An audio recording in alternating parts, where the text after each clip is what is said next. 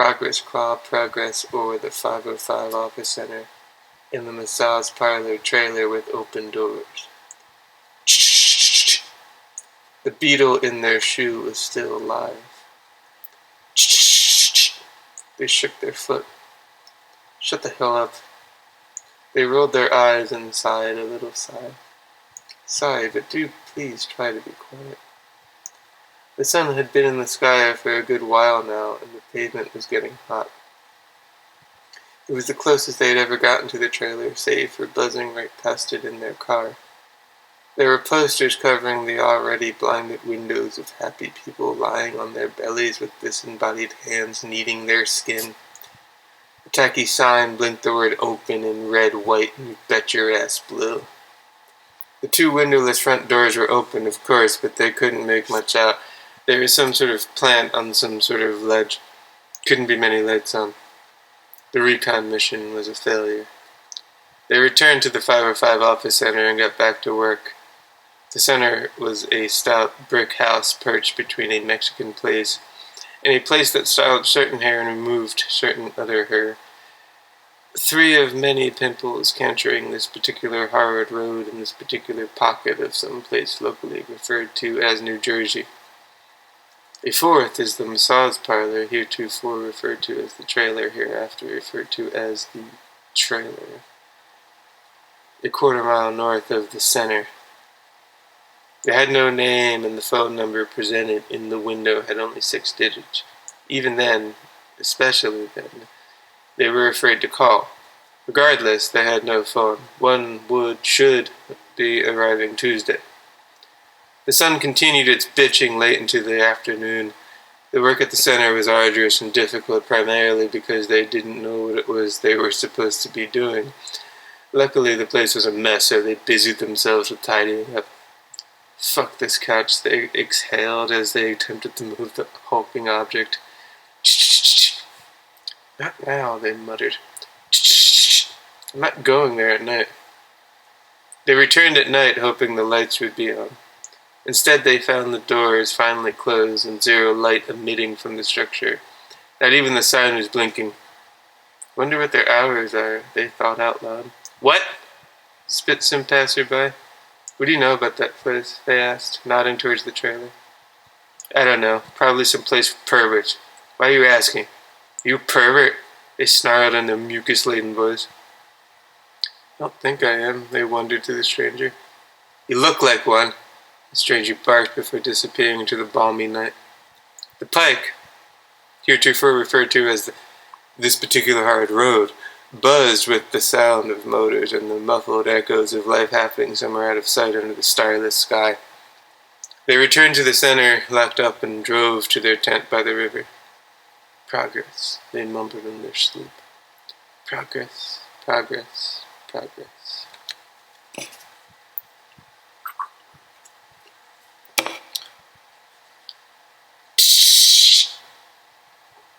Not everyone's as brave as you, they argued, collecting the corpses of flies off the windowsill and into the garbage.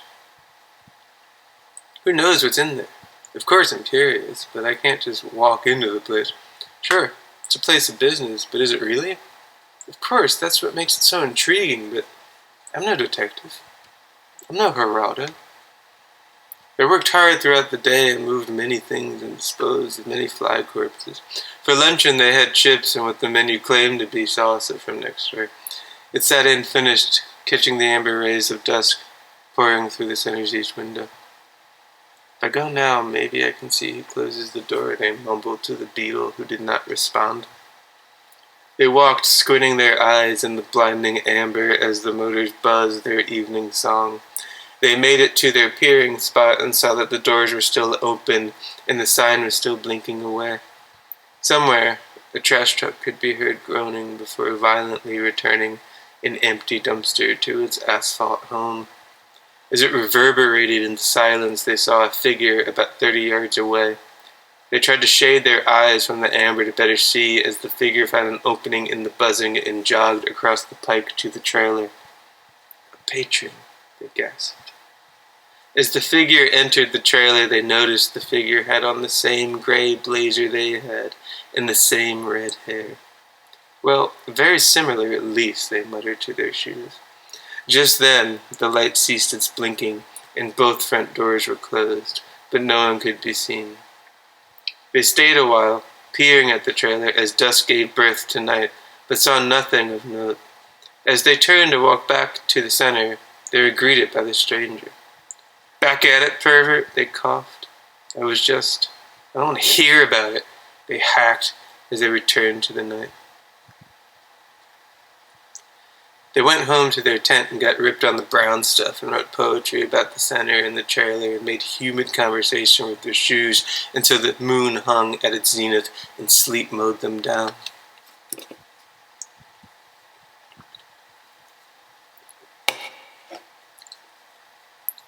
"Feet are just the hands or the legs," they mumbled, as they managed the tricky work of driving. The radio was tuned to white-hot static, but they found it catchy all the same. "Shh, shh," they sang along. "Nothing but progress in these veins," they instructed the world. "I sure hope it's Tuesday," they soft-pitched into the universe. Apparently it was Tuesday, for when they arrived at the center, a package awaited them on the step. They took it inside and tore open the box. There it was, a lovely, shiny phone. They grabbed the cord and leapt to the carpet, hunting for the jack. Click, they found it. They lifted the receiver to hear the warm dial tone and smiled in delight at its purity. They returned the receiver and set to rearranging the furniture they had arranged the day prior. "Ring! Can't stop the locomotive progress," they proclaimed. "Ring! 505 Office Center, how may I assist you?" they sang into the receiver. Through the ocean of static, a muffled, obtuse voice emerged. "You have yet to pay bill." It bellowed in and out of whatever key a voice should be in. "I'm sorry, our connection seems a bit off. Can you repeat that?" they asked with all their professionalism dripping off their chin. "You have yet to pay bill," it moaned. "I understand. And what bill are you referring to?" "When will you pay?" Its questions somehow didn't sound like questions. "I'm sorry, who am I speaking with?" "Massage," they groaned through the deluge of static. "Massage?" they whispered. "Now you get it." Click. They heard a thunk as if the front door had just closed. As they turned around, they noticed a cushion from the couch sitting on the floor. They dropped the receiver and ran to the windows but saw nothing. They spun around the room, their heart beginning to pick up steam. Nothing. Their hearts slowed. They returned the receiver to its home and shook their shoe. Silence.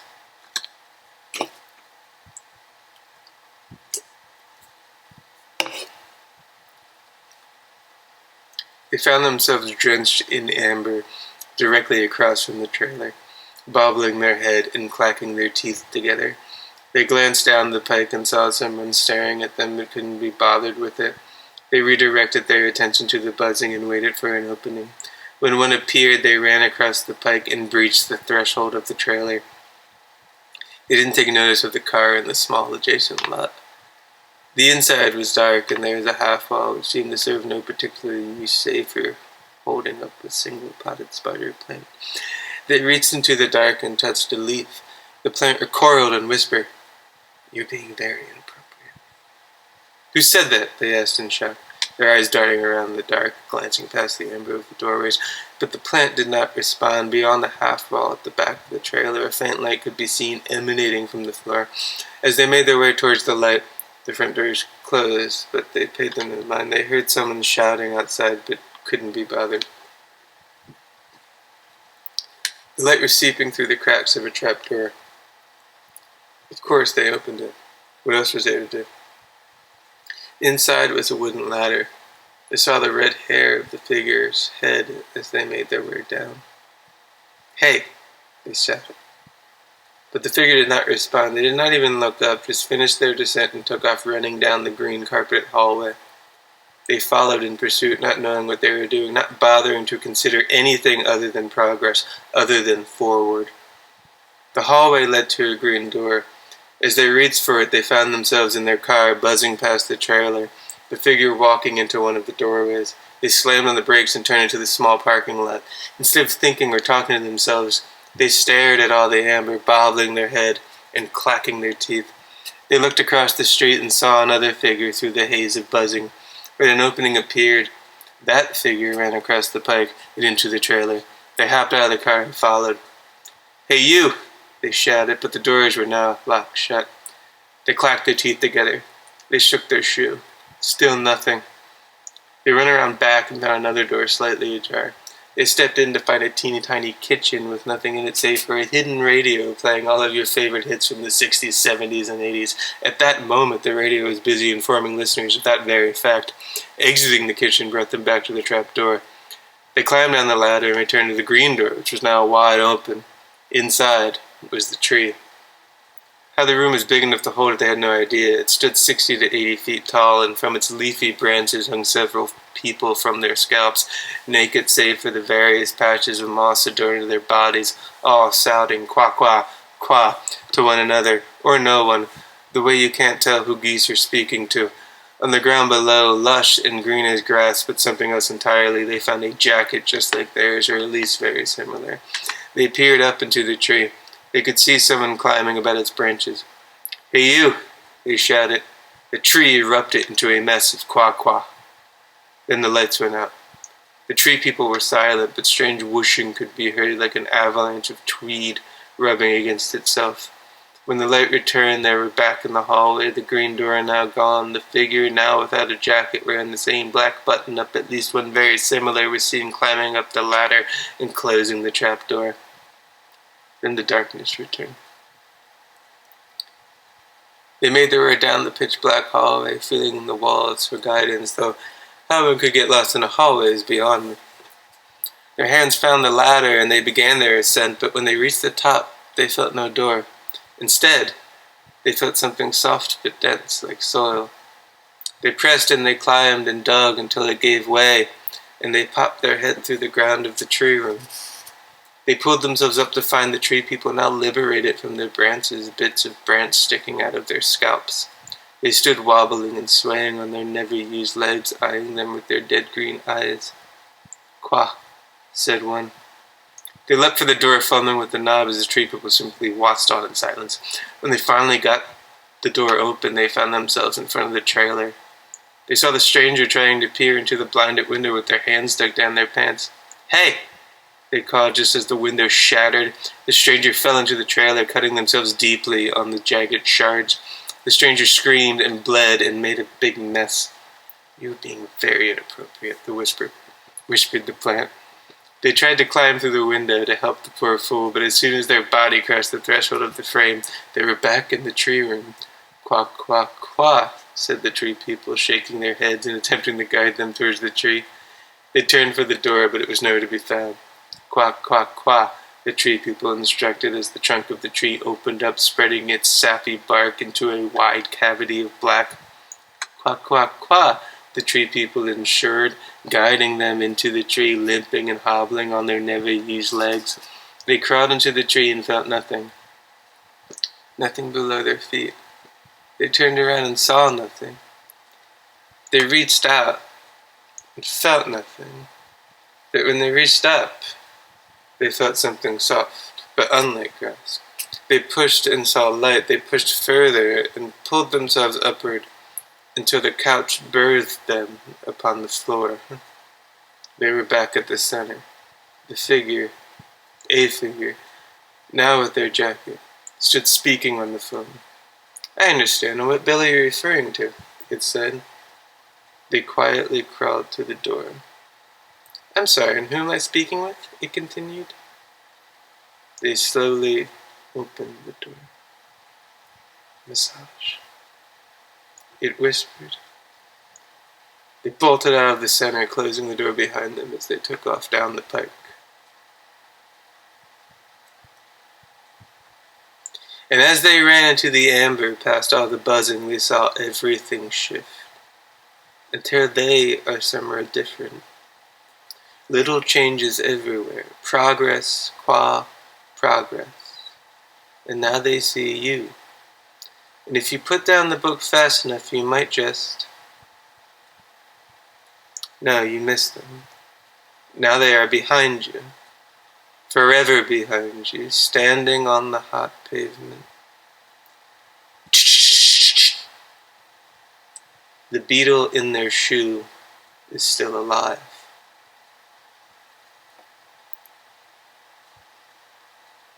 And now 2 quick notes. The tree is inspired by the wak-wak tree, but isn't meaningfully referencing it or its surrounding mythology / lore in any way.